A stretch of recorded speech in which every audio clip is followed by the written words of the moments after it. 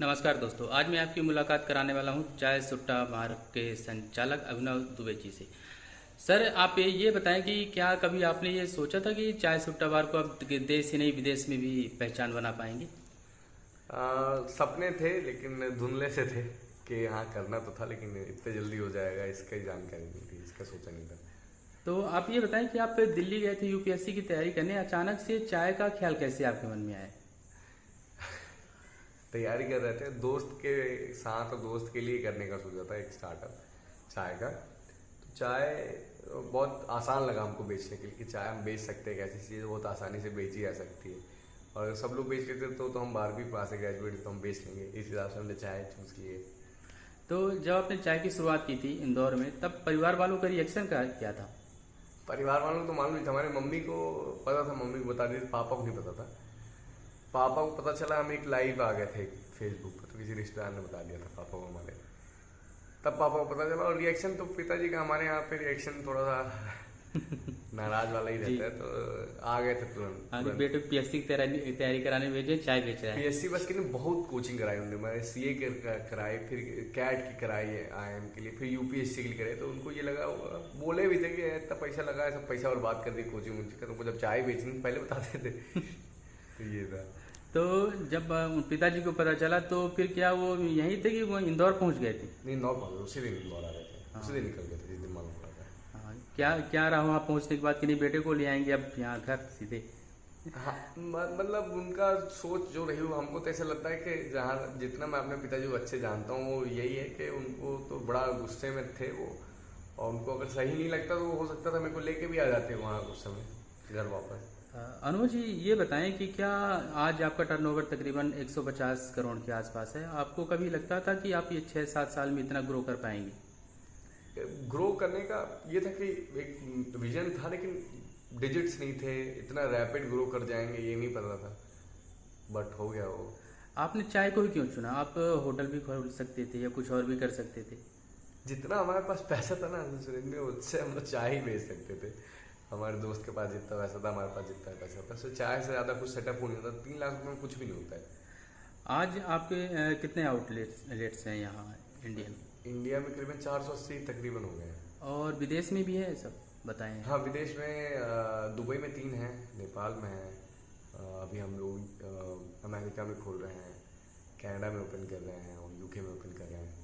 ऐसा माना जाता है कि विदेशों में चाय का चलन कम है, तो फिर वहाँ कैसे एस्टेब्लिश हो पाएंगे आप? नहीं, चाय का चलन है, लेकिन चाय दूध वाली चाय का चलन नहीं है। लैक्टोज इंटॉलरेंट रहते हैं लोग, तो दूध वाली चाय नहीं पसंद करते हैं, वो पानी वाली चाय पसंद करते हैं, और पानी वाली चाय चलती भी है। अच्छा, मतलब वहाँ भी अब एस्टेब्लिश हो गए हैं। बिल्कुल, और इंडियन कुजिन की रिस्पेक्ट बहुत है, तो सिर्फ चाय बस नहीं है, वो खाने की भी चीज़ें हैं जिससे हम लोग और चीज़ें वहाँ पे बेच सकते हैं। और देसी क्राउड भी बहुत यूनिफाइड है वहाँ पे, तो अट्रैक्ट होगा। अच्छा, तो चाय में आपने ऐसा क्या किया कि इतनी जल्दी ग्रो कर गया? क्योंकि चाय जो है अपने हिंदुस्तान में हमेशा से ही पी जाती थी, आपने ऐसा क्या नया किया कि मतलब लोगों की जुबान तक किया गया? हमने चाय का प्राइस वही रखा जो छोटे छोटे गुमटियों में मिलता है। बिल्कुल शुद्ध दूध की चाय दी, हाइजीन मेंटेन किया, एक एम्बियंस दिया बैठने के लिए, साफ सफाई वाली सुथरी जगह दी। तो इस वजह से शायद प्राइस के पॉइंट से, क्वालिटी के पॉइंट ऑफ व्यू से, अफोर्डेबिलिटी से, दूसरी चीज़ भी जो मिलती है हाइजीन की वजह से, वाइब की वजह से लोग अट्रैक्ट हो गए। तो आप ये बताएं कि अभी तक की आपकी जो जर्नी है इसमें किस प्रकार की चुनौतियाँ आपके सामने आई? चुनौतियों का तो अंत ही नहीं है, चुनौतियाँ तो डेली आती हैं। ऑन्टरप्रेन्योर को, एक व्यापारी को चुनौतियों से लड़ने के लिए हमेशा रेडी भी रहना चाहिए। अभी रिसेंट में भी चुनौती ऐसी आई कि एक हमारे दुकान के जस्ट सामने बुलडोजर चला दिए। तो कई बार ऐसी चीज़ें आ जाती, घटना हो जाती है, प्रॉब्लम आती है, हम लोग फेस करते हैं, सुलझाने की कोशिश करते हैं। तो जैसे आपने यूपीएससी नहीं किया, तो इसका कोई मलाल है कि यूपीएससी नहीं कर लेते? हाँ, मतलब मलाल तो है ही, मतलब यूपीएससी तो एक हाँ, एक हर मिडिल क्लास वाले का सपना रहता है कि कलेक्टर वगैरह बन जाए। लेकिन ठीक है, मतलब आप कलेक्टर बन के भी समाज के लिए वो करते हैं जो एक व्यापारी भी कर सकता है अपने लेवल पे। तो आपकी दुबई में 3 दुकानें हैं, तो आप कुल्हड़ में चाय बेचते हैं, तो यहाँ से इंडिया से कुल्हड़ वहाँ ले जाने में परेशानी आती है कि बस सब आसानी से हो जाता है? पहले आती थी, पहले बहुत आई, हमारा कुल्हड़ भी जब्त हो गया क्योंकि लोगों के लिए नया भी था और उसका हम लोग को पूरा टेस्ट रिपोर्ट देनी थी कि कितना लेड कंटेंट होता है कुल्हड़ में, क्या ये फूड ग्रेड में आता है, क्योंकि वो भी FDA नॉर्म से काम करता है, फूड एंड ड्रग एसोसिएशन के नाम से। तो स्टार्टिंग में थोड़ी सी दिक्कत आती है, अब तो बहुत ईजिली हो जाता है। अच्छा, आप चाय बेचते हैं और चाय ही नहीं पीते, इसका क्या कारण है? चाय की बचपन से मेरे को आदत नहीं लगी, तो नहीं पी कभी भी चाय, और बेचते हैं क्योंकि लोगों को पसंद है। अच्छा, तो अब आप केवल चाय ही अपनी दुकान बेचते हैं कि कुछ और भी साथ में रहता है? नहीं, बहुत सारी चीज़ें हैं चाय के साथ में। अब तो मेन्यू काफ़ी लार्ज हो गया, पिज़्ज़ा भी है, बर्गर भी है, मुंगौड़ी भी है, मतलब पकौड़े, और मोमोज भी हैं।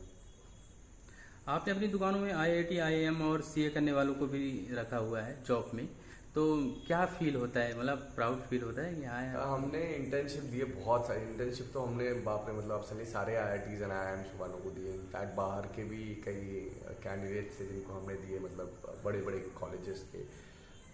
हाँ, CA भी हमारे यहाँ पे जो है वो भी ऑल इंडिया रैंकर हैं, और अभी CA की तैयारी कर रहे थे, और CA के एक बड़े से इवेंट में, नेशनल कॉन्फ्रेंस में भी एज ए स्पीकर बुलाया। बहुत अच्छा लगता है जिस चीज़ की आप तैयार कर रहे थे, तो डायरेक्टली आप उनके साथ जुड़ के, उनके साथ एसोसिएट होकर रह रहे हैं। अच्छा, अब तक के जीवन की आप अपनी सबसे बड़ी उपलब्धि क्या मानते हैं? सबसे बड़ी उपलब्धि तो ये है कि एक तो हमारे पिताजी को मैंने गले लगा लिया है, तो वो बहुत बड़ी चीज़ है। दूसरी ये है कि व्यापार की दृष्टि देखी जाए तो हमने जितना एम्प्लॉयमेंट क्रिएट किया, जनरेट किया, जितने सारे नए एंटरप्रेन्योर्स चाय सुट्टा की फ्रेंचाइज लेके बने हैं, इतने परिवार चल रहे हैं, इतने लोगों का घर चल रहा है, तो वो जितने ज़्यादातर लड़के हमारे यहाँ पे अनाथ हैं, डिसेबल्ड हैं, वो काम करते हैं, उनका घर परिवार चल रहा है, उनका घर बन रहा है, शादी करवा रहे हैं लोगों के यहाँ, तो वो बहुत बड़ी चीज़ है हम लोग के लिए।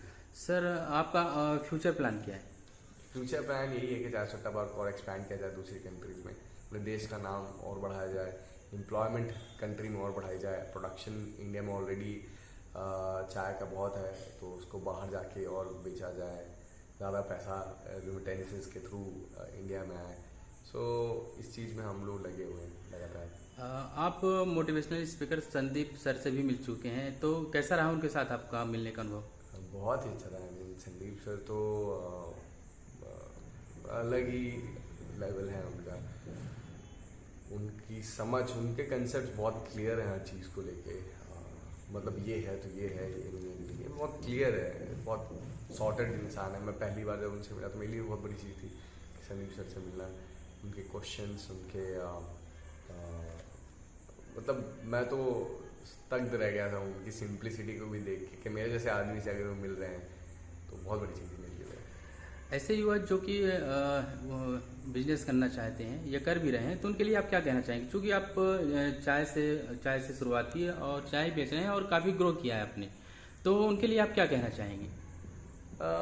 मैं युवाओं के लिए तो ये कहना चाहूँगा, हर बार कहता हूँ कि आप लगे रहिए, मेहनत करिए, नए नए आयाम को ट्राई करिए। इस एज में ट्रायल एंड एरर की संभावना तो रहती है, आप हमेशा मतलब अटेम्प्ट करते रहिए, रुकिए मत। अगर गलती हो भी रही है वापस से ट्राई करिए, कुछ नया ट्राई करिए, अपने कान खुले रखिए। क्रिटिसिज्म मिल रहा है तो क्रिटिसिज्म सुन के उस चीज़ को रेक्टिफाई करिए, और मतलब एग्जीक्यूशन में ज़्यादा काम करिए। मैं तो हमेशा ये बोलता हूँ कि आप काम पे, प्लानिंग के साथ साथ आप एग्जीक्यूट नहीं कर पाते, के लोग सिर्फ सोचते हैं काम के, तो एग्जीक्यूशन में ज़्यादा ध्यान दीजिए। गलती होगी कोई दिक्कत नहीं, वापस एग्जीक्यूट करिएगा इसको ठीक करके। अच्छा, कई सारे युवा हैं जो कि चाहे प्रतियोगी परीक्षा की बात करें या फिर बिजनेस की, लेकिन सफल नहीं हो पाते या फिर जीवन में भटकाव आ जाता है, क्या लगता है आपको? बहुत सारे असफल इस चीज़ में भी हो जाते हैं, और सफल होने के बाद भी असफलता आ जाती है, तो रोलर कोस्टर राइड है, जीवन में चलती रहती है।